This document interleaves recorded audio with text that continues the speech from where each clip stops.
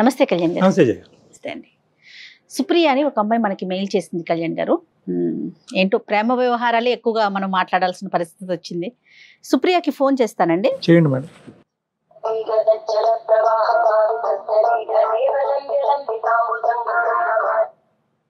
Hello hello, Supriya గారండి?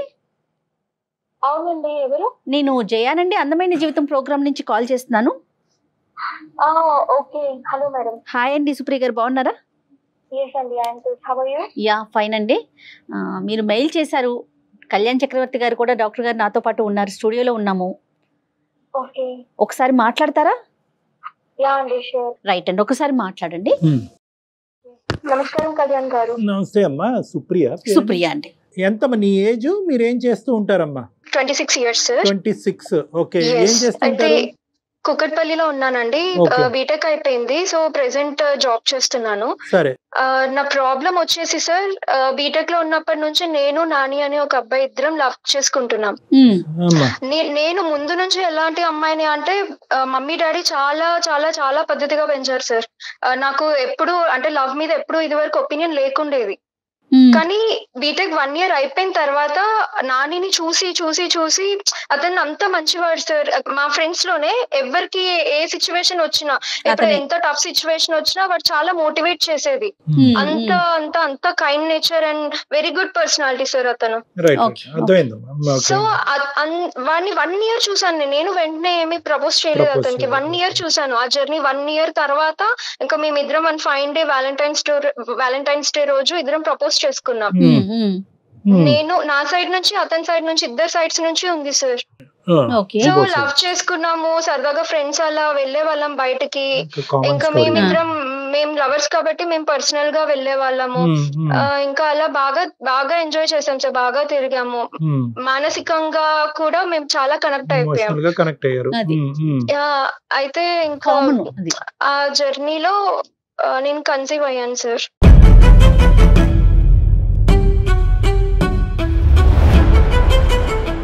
So you're ఇప్పుడు conceive అయ్యి ఉన్నావమ్మా? నువ్వు ప్రెగ్నెంటా? లేదు సార్, అప్పుడంటే ఫోర్త్ ఇయర్ లో ఉన్నప్పుడు సార్. అప్పుడేనా? ఓకే. అయితే అతని మనస్తత్వం ఎలా ఉంటుంది అంటే, భయపడిపోయాం మేము.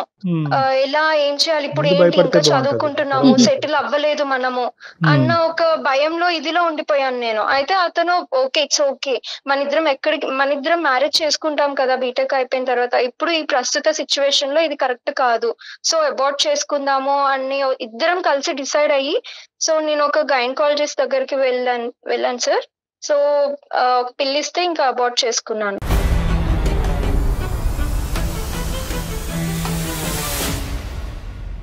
ఏదో సెలూన్ షాప్ కి వెళ్ళి హెయిర్ కటింగ్ చేయించుకున్నట్టు అయిపోయింది. చాలా సింపుల్.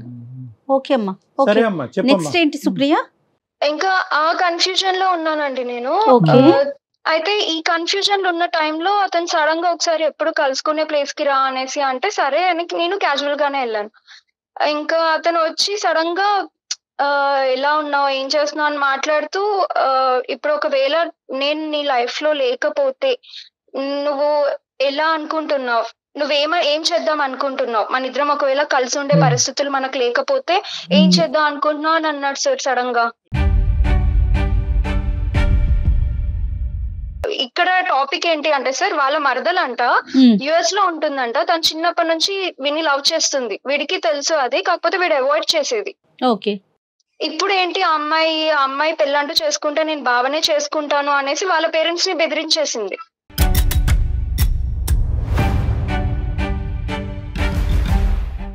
నేను పెళ్లి చేస్తారు అంటే చెప్పండి, యుఎస్ కి వచ్చి పెళ్లి చేసుకుంటాను, లేకపోతే ఇక్కడే ఉండి నేను సూసైడ్ చేసుకుంటాను, మీ ఇష్టం ఇంకా అనేసి తను మొత్తానికి అలా మాట్లాడేసింది.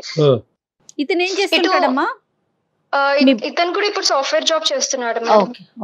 నిద్ర ఐటీఏ. సో ఇదేంటమ్మా, ఈ ఇప్పుడు సూసైడ్ చేసుకుంటానని చెప్పి అతను మరదలు అంటూ అంతా కూడా ఇప్పుడు ఇదంతా లేటెస్ట్ స్టోరీయా? అవును సార్, ఇది లేటెస్ట్ స్టోరీ. అయితే ఫ్యూ మంత్స్ నుంచి జరుగుతుంది ఇది. ఇంకా అతను నన్ను కన్విన్స్ చేయడానికి ట్రై చేస్తున్నాడు. ఎందుకు అని అంటే ఆ అమ్మాయి అలా మాట్లాడేసరికి వీళ్ళ పేరెంట్స్ కూడా కన్విన్స్ అయ్యారు. ఎప్పుడో చిన్నప్పుడు వాళ్ళు మాట అనుకున్నారంట, బాబా మరదలే కదా, బాగుంటది, ఏజ్ కూడా కరెక్ట్ గా ఉంది, వీళ్ళిద్దరికి మ్యారేజ్ చేద్దామని చిన్నప్పుడు అనుకున్నారంట. ఇప్పుడు ఈ అమ్మాయి ఇలా మాట్లాడేసరికి సరే ఇంకా తినకే ఇచ్చి మ్యారేజ్ చేద్దాము, మన ఇంటి అమ్మాయి మన ఇంటికే వస్తుంది కదా అని వీళ్ళు అనేసారంట. ఇంకా ఇతనికి చెప్పారంట, నాన్న ఇట్లా నాన్న అనేసి చెప్తే ఇతను ఏం చెప్పలేదంట ఫస్ట్. కానీ వాళ్ళ మదర్ కి నాకు తెలిసి ఎప్పటి నుంచో డౌట్ ఉండింది సార్. అయితే తను ఇంకా వెంటనే ప్రామిస్ తీసుకుందంట, ఇలా వెంటనే చేయి తీసేసుకొని ప్రామిస్ వేసేసుకుందంట, నువ్వు కానీ ఇప్పుడు పెళ్లి చేసుకోకపోతే నేను చచ్చిపోతాను అని ఒట్టు తీసేసుకుందంట ఆమె.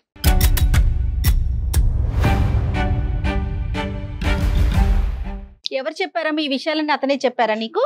అవును మేడం, అతనే చెప్పాడు నాకు. కదమ్మా, అసలు అతనికి హింటే లేదా సుప్రియ దట్ ఒక మరదలు ఉంది, ఆ అమ్మాయి మీద ఆమె నా మీద ఆశ పెట్టుకుంది, పెద్దలు కూడా ఈ ఆలోచన ఉందనేది ఓకే, ఇతనికి అట్రాక్షన్ ఉందా లేదా అనేది డిఫరెంట్ స్టోరీ. కానీ ఈ బేసిక్ ఆలోచన బ్యాక్గ్రౌండ్ లో వాళ్ళకు ఉందన్నది తెలీదా నిజంగా నానికి? మరదలు ఉంది అని చెప్పేది సార్ అతను, కాకపోతే ఇతను సీరియస్ కాదు కదా, ఇతనికి ఎప్పుడు సీరియస్ కాదు, ఆమె మీద ఎప్పుడు తినకు ఫీలింగ్స్ లేవు, ఇతను కంప్లీట్ నేనే. ఇంకా సో ఇక్కడ 2 things కదమ్మా, ఆ అమ్మాయి ఇతని మీద ఇంత స్థాయి ఫీలింగ్స్ డెవలప్ చేసుకోవటం అనేది నాకు తెలియదు. పేరెంట్స్ బ్యాక్ డోర్ నుంచి వాళ్ళందరూ ఒక ఒప్పందంకి వచ్చి ఇతని చేత ప్రామిస్ చేసుకోవటం అనేది కూడా అతనికి తెలియదు, ప్రామిస్ చేయించుకునే స్థాయికి రావటం కూడా ఇతనికి తెలియదు. అవును, కానీ అదంతా జరిగిపోయేసరికి అతను ఇంకా ఏంటి ఇలా చచ్చిపోతా అనేసరికి అతను ఆ పానిక్ మూమెంట్ లో అతను ఏం చెప్పలేక సరే అనేసి అనేసాడంట. ఒప్పేసుకున్నాడు కూడాను. అవును మేడం, ఇంకేమి చెయ్యలేక అతను నాతో ఏం బాధపడతాడంటే నా పేరెంట్స్ నాకు ఫస్ట్ కదా, తర్వాత నువ్వు కదా అనేసి అంటాడు. కరెక్టే సార్, అది కూడా కరెక్టే. అతను అయోమయంలో ఉన్నాడా లేకపోతే ఏంటి అనేది నాకు అర్థం అవట్లేదు. కానీ మేము ఒక ఫ్యూచర్ ఊహించేసుకున్నాం ఇద్దరం. 4-5 సంవత్సరాల పాటు ప్రేమించినటువంటి ఒక అమ్మాయి యొక్క పరిస్థితి ఏమంటది, ఏమవుతుంది అన్నది ఆలోచించకుండా, ఓకే వాళ్ళ అమ్మ ప్రామిస్ చేయించుకోవాలని అనుకుంది, అక్కడ అమ్మాయి సూసైడ్ చేసుకోవాలనుకుంటున్నది మరదలు అనుకుంటుంది. ఈ మధ్యలో ఒక గ్యాప్ అయితే ఉందిగా, ఈ మధ్యలో గ్యాప్ లో ఇంకో సుప్రియ ఇది జరగబోతుంది, ఇలా అవబోతుంది, నా పరిస్థితి ఇలా ఉంది, ఏం చేయమంటావు అనేటటువంటిది ప్రామిస్ చెయ్యకముందు వచ్చి నీతో మాట్లాడాలి. కానీ ప్రామిస్ చేసేసి వచ్చి నీకు ఇక్కడ బ్రేకింగ్ న్యూస్ చెప్తే ఎలాగమ్మా సుప్రియ? అయ్యో, ఇప్పుడు ఏడుస్తే కాదమ్మా, ఇప్పుడు ఏడుస్తే కాదు కదా. ఇప్పుడు నేను మొత్తం సరౌండ్ అయిపోయాను సార్, నాకు ఏ దారిలో వెళ్ళాలో నాకు అర్థం అవడం లేదు. అమ్మ నాన్నకు చెప్దాము అంటే ఇప్పుడు నేను గనక వాళ్ళకి చెప్తే వాళ్ళు కుప్ప కూలిపోతారు సార్. పెళ్లికి ముందే మా అమ్మాయికి ఇలా అయింది అన్న నిజం వాళ్ళకి ఎప్పటికీ తెలియకూడదు, ఎందుకంటే నేను అది చేస్తాను నేను ఎప్పుడు అనుకోలే కళ్ళలో కూడా.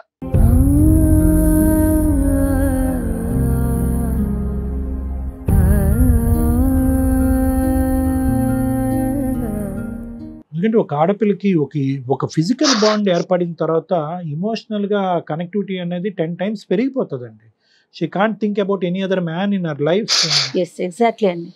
కదమ్మా, ఇప్పుడు సుప్రియ, ఇప్పుడు అతను వర్జన్ నాకు అర్థం కావట్లేదు. ఏమంటాడు అతను?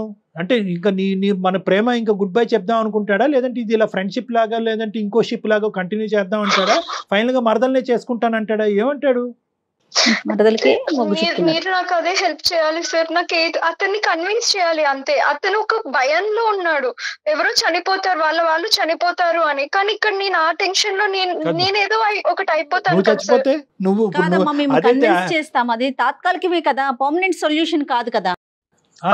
అది ఒక పాయింట్ నాన్న, మేడం చెప్పింది అదొక ఇంపార్టెంట్ పాయింట్. కన్విన్స్ చేయటం, బతిమాలటం, కాళ్ళ వేళ్ళ పట్టడం అనేది.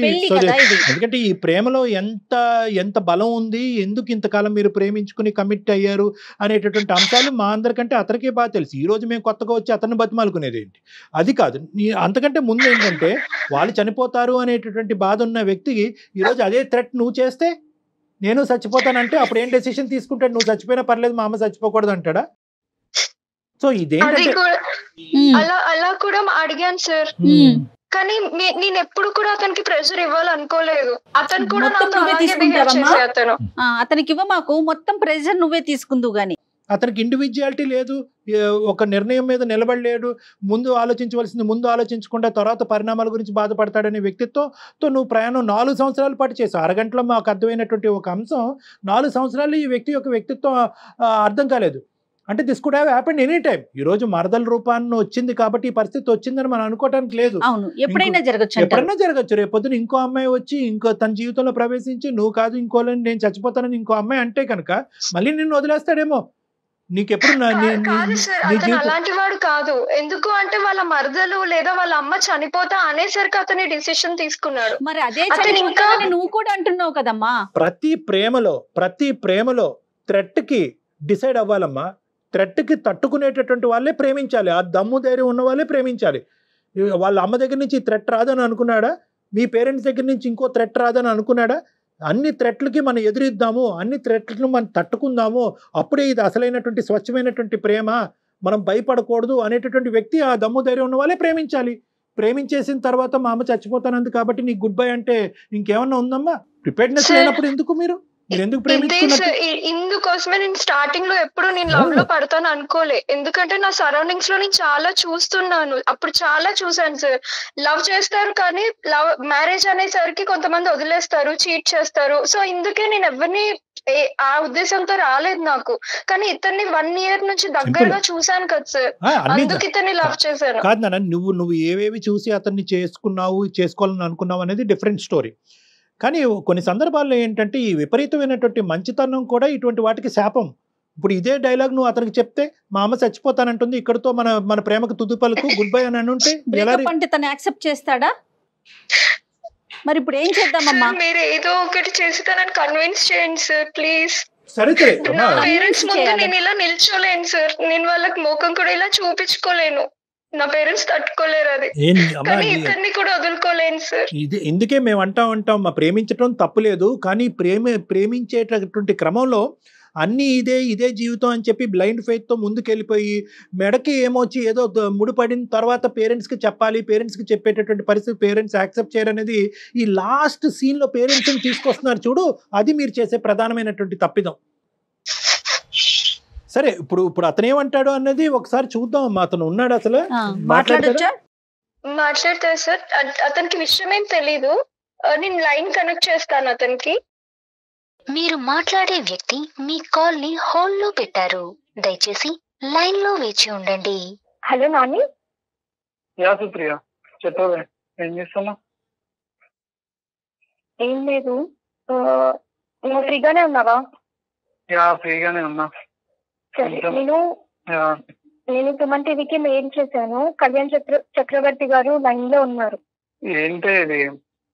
ఎందుకు టెన్షన్ పడుతున్నావు? ఎక్కడెక్కడికో ఫోన్ చేస్తున్నావు, ఎక్కడెక్కడికో వెళ్తున్నావు. నేను నీకు జాగ్రత్తగా అన్ని విషయాలు ఎక్స్ప్లెయిన్ చేశాను కదా, ఎందుకు ఏదేదో చేస్తున్నావు? ప్లీజ్, నేను కొంచెం ఇన్సెక్యూరిటీ ఫీల్ అవుతున్నాను. అందుకే నాకు ఇంకా ఒక్కటే ఆప్షన్ ఇది, ఒక్కసారి మాట్లాడు ప్లీజ్. సార్ లైన్ లో ఉన్నారు. సరే మాట్లాడు. నాని, హలో నాని. చెప్పండి నాన్న, ఇప్పుడు సుప్రియ ఒక సమస్యను మా దగ్గర తీసుకొచ్చింది. ఎందుకంటే దానికి ఈరోజు వాళ్ళ పేరెంట్స్ దగ్గర వెళ్ళి ఆ సమస్యకి పరిష్కారం వెతికేటటువంటి పరిస్థితి లేదు. ఎందుకంటే ఆ అమ్మాయి జీవితం ఇప్పుడు చాలా రిస్కీగా ఉంది. మోస్ట్ ఇంపార్టెంట్ థింగ్ ఇక్కడ ఏంటంటే మీ ఇద్దరిది ఒక లవ్ స్టోరీ, చాలా సాఫీగా ముందుకెళ్ళింది, ఇమోషనల్గా ఫిజికల్గా బాండ్ అయ్యారు. ఆ అమ్మాయి ఆఖరికి ప్రెగ్నెంట్ అయ్యి అబార్షన్ అయ్యేటటువంటి పరిస్థితి వరకు వచ్చింది. నువ్వు లేక నేను లేక నువ్వు ఉండలేవనే ప్రామిసులు వేసుకున్నారు. అన్నీ కొనసాగేటటువంటి పరిస్థితిలో ఈరోజు నీకేదో సమస్య వచ్చింది కాబట్టి ఈరోజు సుప్రియకి గుడ్ బై చెప్పాలి అని అనుకుంటున్నావు అని అంది. ఏంటి నన్ను అసలు ఈ సబ్జెక్ట్ ఏంటి? సార్ అలా అని ఏం లేదు సార్, గుడ్ బై చెప్పడం అనేది ఏం లేదు. నాకు యాక్చువల్ గా పరిస్థితి వల్ల అలా చేయాల్సి వచ్చింది. అదే ఏంటి పరిస్థితి? సార్ యాక్చువల్ గా ఏం జరిగిందంటే, మా చుట్టాల అమ్మాయి ఒక అమ్మాయి ఉంది సార్ యుఎస్ లో. ఓకే. వాళ్ళు మా మామ వరుస అవుతారు. అమ్మాయి నీకు మరదలు అవుతుందా నాన్న? వరుస అవుతుందా? అవును, వరుస. సొంత మేనమామ కూతురా నాని? సొంత మేనమామ కూతురు.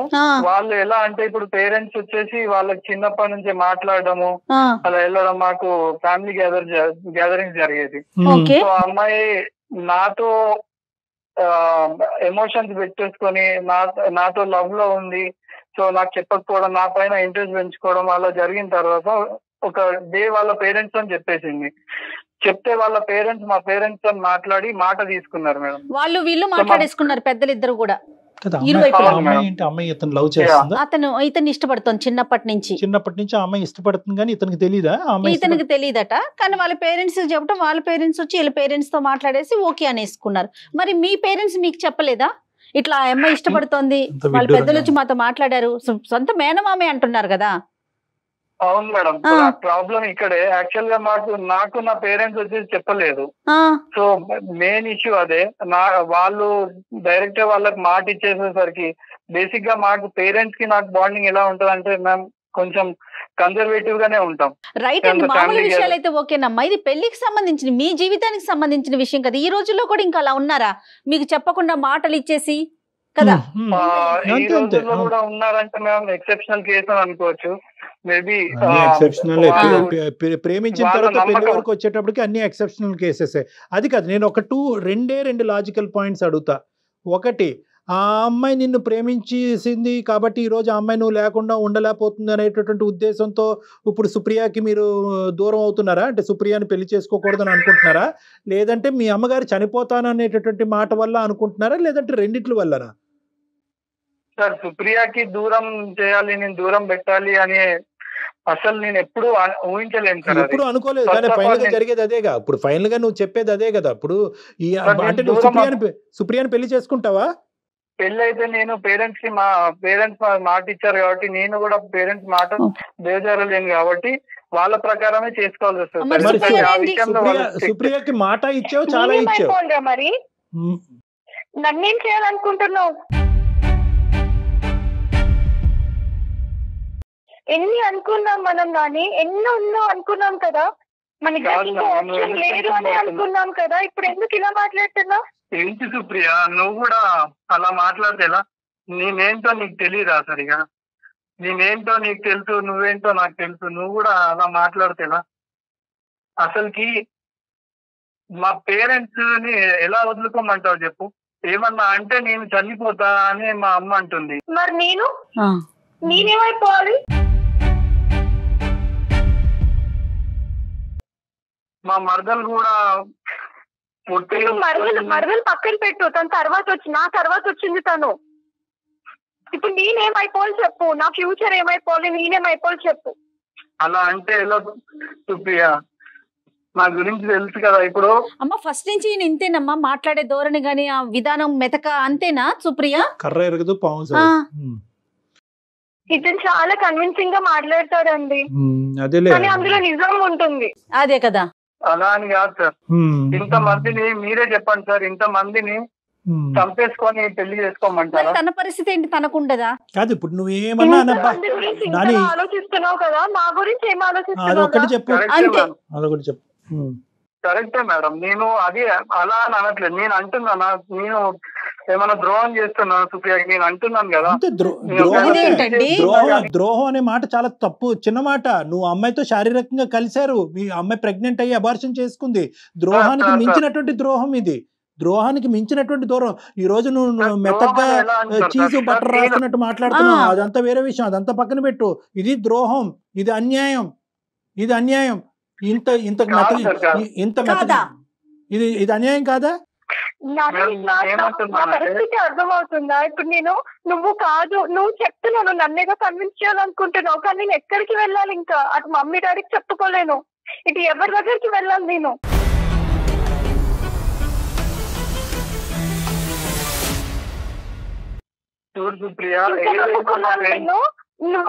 కన్విన్స్ చేయడానికి ట్రై చేస్తున్నావు, కానీ వాళ్ళని కన్విన్స్ చేయడానికి ఎందుకు ట్రై చేయట్లేవు? ఫస్ట్ నా మాట విను సుప్రియ, నువ్వు కొంచెం ఏడవడం ఆపేసి. నేనేమంటున్నానంటే, ఇప్పుడు నా పేరెంట్స్ ని, వాళ్ళని, వేరే వాళ్ళని అందరినీ పక్కన పెట్టేసి నీతో వస్తే ఎంతమంది బాధపడుతున్నారు, నువ్వు ఏంటో నాకు తెలుసు, నువ్వు నన్ను అర్థం చేసుకుంటావు కాబట్టి నా ఫీలింగ్స్ అన్ని నీతో షేర్ చేసి కాపాడుకుంటాను, నువ్వు వేరే పెళ్లి చేసుకోండి. ఇక్కడ నేను కావాలంటున్నాడు, అటు వాళ్ళని వదులుకోలేను అంటున్నాడు. నిన్ను కావాలని అనుకోవట్లేదు. నువ్వు దయచేసి ఇంకా మబ్బులోంచి బయటకు రా, వర్షం పడింది. నేను ఇక్కడ ఒకే పాయింట్ నిన్ను అంటున్నాను, ఇంకా కావాలని అనుకుంటున్నాడు అనేటటువంటిది ఇక్కడ పాయింట్లెస్. అతను నిన్ను వద్దు అనుకుంటున్నాడు, ఇండైరెక్ట్ గా నీకు ఎగ్జిట్ చూపెడుతున్నాడు. నువ్వు ఇంకా వద్దనుకోవడానికి వెనకాల రీజన్ ఉంది సార్. సార్ ఇప్పుడు సుప్రియ రీజన్ ఉంది. లైఫ్ లోకి మధ్యలో వచ్చింది. నేను ఫస్ట్ నుంచి ఉన్న పేరెంట్స్ ని వదులుకోలేను కదా సార్. నా స్వభావం అది కాదు, నా పెంపకం కూడా అది కాదు. ఈ సిచ్యువేషన్ మధ్యలో క్రియేట్ అయింది సార్. మీరు ప్లీజ్ ఇది అర్థం చేసుకోండి. నేను అప్పటి నుంచి కొంచెం లోగానే మాట్లాడుతున్నా, ఎందుకంటే నేను వర్షన్ అర్థం చేసుకోవాలి. మీ వర్షన్, సుప్రియ వర్షన్ కూడా.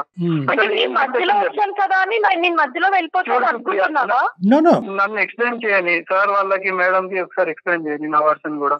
చెప్పు సార్. ఈ సిచ్యువేషన్ అనేది మేము 3 years 4 years ఖచ్చితంగా మేము రిలేషన్ లో ఉన్నాం సార్. ఒకరినొకరు అనుకొని ఒకరినొకరు అర్థం చేసుకొని బాగా తిరిగి ప్రతి సిచ్యువేషన్ హ్యాండిల్ చేసుకున్నాం. కానీ ఇలాంటి సిచ్యువేషన్ ఏదైతుందో సడన్ గా వచ్చిన సిచ్యువేషన్, ఇట్లాంటి సిచ్యువేషన్ హ్యాండిల్ చేయడానికి కానీ సడన్ గా మీరు అడిగినందుకు ప్రతి క్వశ్చన్ ని నేను ఆన్సర్ చేయడానికి కానీ కొంచెం ఆలోచించాను సార్. ఎందుకంటే నేను ఆల్రెడీ ప్రిపేర్డ్ లేను సార్. ఇవన్నీ కానీ నాని ప్రిపరేషన్ అక్కర్లేదు. దీని ఇలాంటి వాటికి ప్రిపేర్ అయ్యి ఉండాలి. ఇవేమి సడన్ గా వచ్చింది అని అనుకో. ప్రేమలో ఇలాంటివి సడన్ గా వస్తూనే ఉంటాయి. ఇది సింపుల్ గా చెప్పాలంటే నీ చేతకాంతనం అని చెప్పాలి. చేత కాకపోతే కనుక ఆడపిల్లల జీవితాలని నాశనం చేయొద్దు. ఆడపిల్లలైనా అబ్బాయిలైనా కూడా చివరి నిమిషం వరకు తీసుకెళ్లి ఇప్పుడు సడన్ గా మాట్లాడకండి సార్, ఆమె భయపడుతుంది.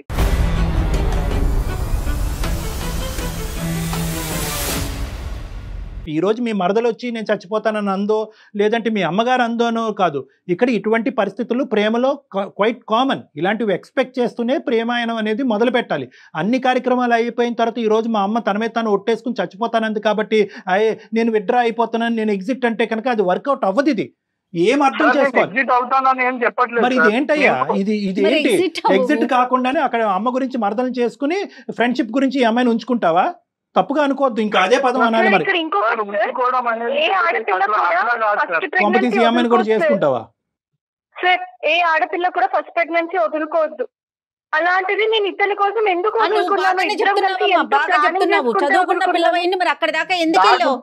ఈ రోజు ఇది నీకు ఫస్ట్ హర్డిల్ మాత్రమే.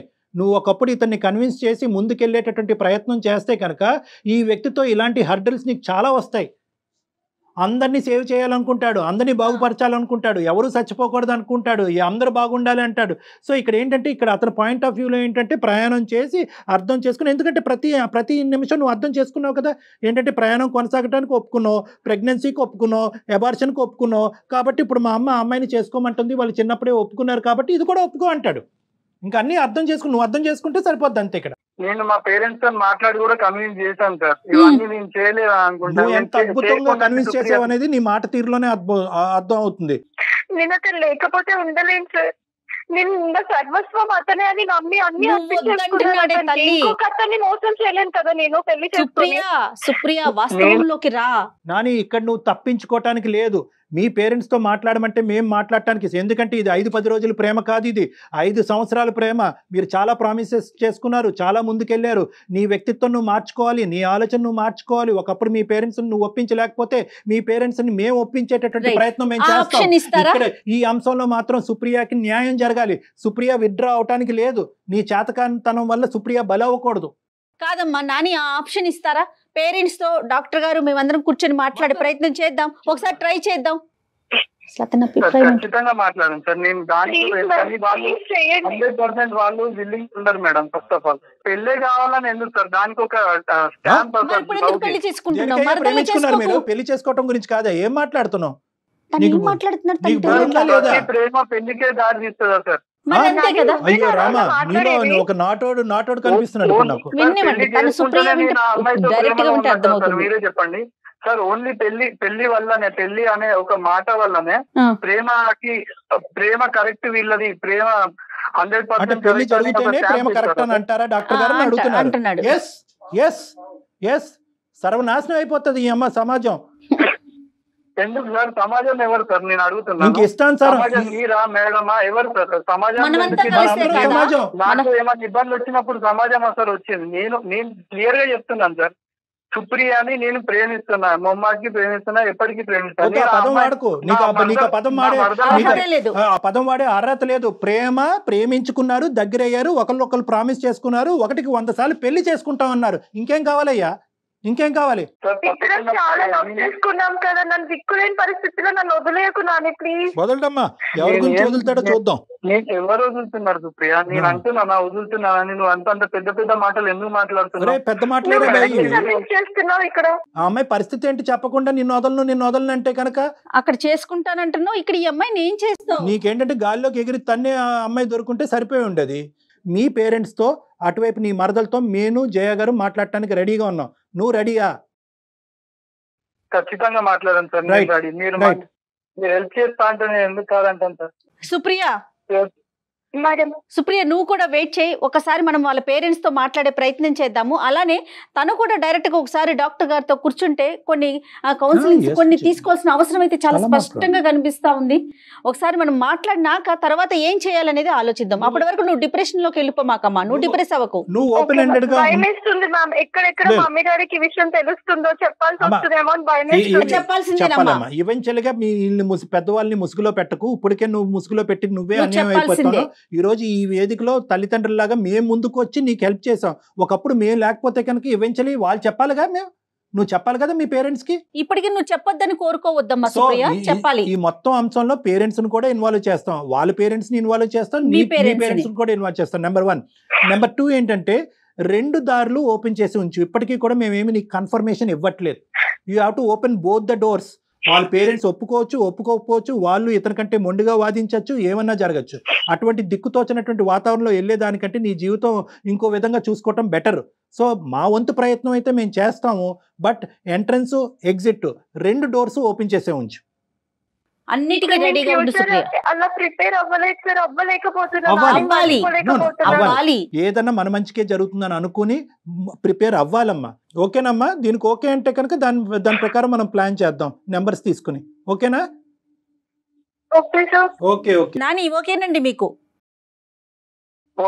ఎలాగైనా కన్విన్స్ చేయండి సార్ వాళ్ళ పేరెంట్స్ ని. ఫస్ట్ ఆఫ్ ఆల్ వాళ్ళ పేరెంట్స్ తో మాట్లాడతాం, చేస్తాం, మీ పేరెంట్స్ ని కూడా ఇందులో ఇన్వాల్వ్ చేస్తాం. దయచేసి అది నువ్వు వద్దు అనొద్దు. అక్కడ అమెరికాలో ఉన్న ఆ మహాతల్లికి కూడా మాట్లాడతాం. ఓకేనా Nani? Okay sir. Okay okay right. Okay, all the best. అప్పటి వరకు పేషెంట్ గా ఉండండి, గొడవ పడకండి. ఓకేనమ్మా, బాయ్. నమస్తే. ఈ అమ్మాయి ఇప్పటికీ కూడా మా పేరెంట్స్ కి చెప్పొద్దు అంటుంది. అతనేమో ఓకే నేను నన్ను కాదనుకున్నానా, నువ్వే కావాలి, ఇంక ఇదే నాకు తెలిసి అసలు ఇది ఎంతవరకు నిజమో ఏంటో కూడా మీరు ఒకసారి పేరెంట్స్ తో మాట్లాడితే కానీ అసలు విషయం బయటకు రాదేమో. ఎస్ఎస్ కళ్యాణ్ గారు రైట్ అండి, నమస్తే. 2 తెలుగు రాష్ట్రాలలో మొట్టమొదటి factory outlet jewellery shop Mukunda jewelleries.